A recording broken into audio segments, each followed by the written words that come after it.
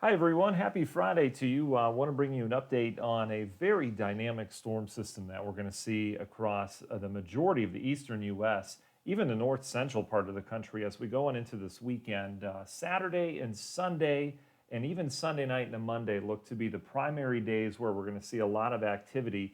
Now, by a lot of activity, I mean not just a severe weather and potential tornado outbreak, but we're also going to see very heavy snow and very strong winds with this system as it develops over the course of the weekend and then heads northeast. So let's start with the severe side of things. This is on into our Sunday.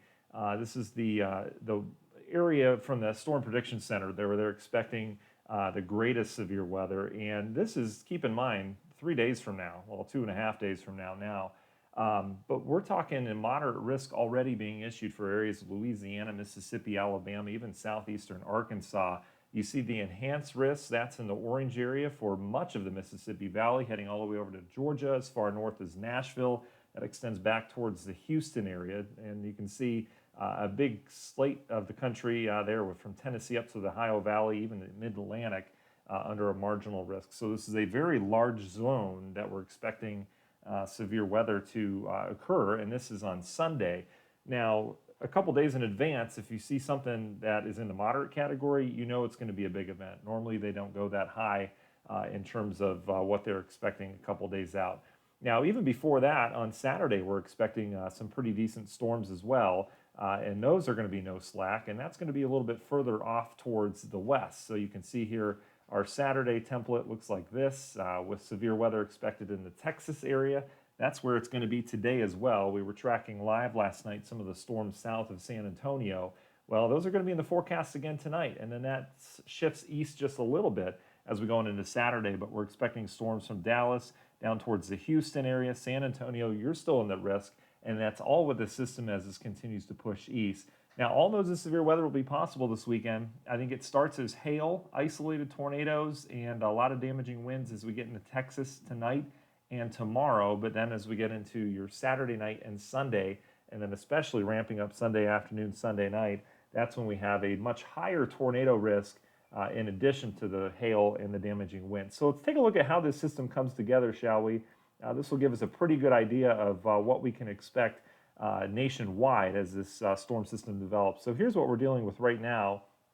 You see this little area of low pressure out towards California.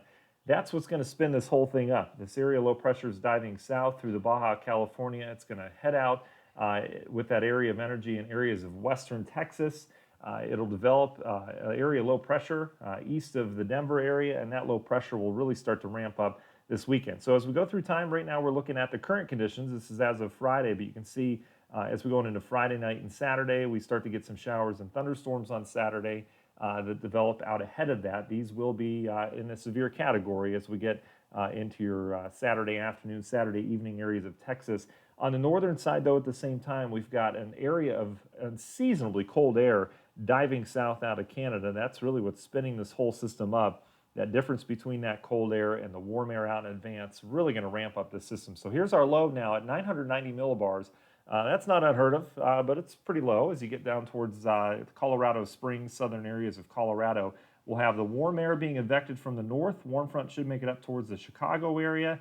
Severe threat not for you up towards the north, but south of that, game on from Dallas up towards Little Rock. Meanwhile, heavy snow breaking out on the backside of the system in areas of Montana and the northern Rockies. That slides south as we go into Saturday night. We're now looking at Sunday during the midday and early afternoon time frame. Low pressure really ramping up. Very well-defined warm front surging off to the north, and you can see that flow out of the Gulf bringing copious amounts of moisture with it. We'll likely have a blizzard on the backside from Nebraska back towards the Denver area, and then you can see that extends into southern Minnesota, areas of Iowa, expecting very, very heavy snow and very strong winds as well. This is a wind maker. All these lines you see are isobars. The closer they are together, like they are in this area, and then down to the south, the windier it is, as it's all about that pressure gradient. But this is what we're concerned with. Saturday against severe weather in Texas. This is Sunday now where we have that widespread area of severe weather. Lots of wind shear with this. We'll have a jet stream that is going to be hauling through here from west to east.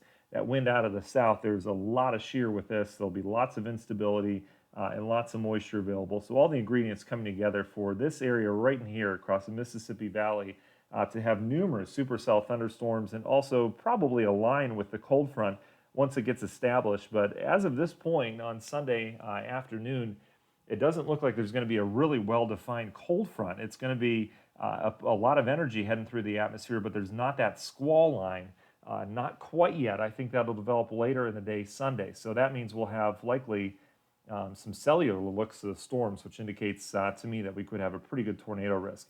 Let's go through time now. There's our cold front really developing now. You can see that sharp line that we start to develop on into Sunday night.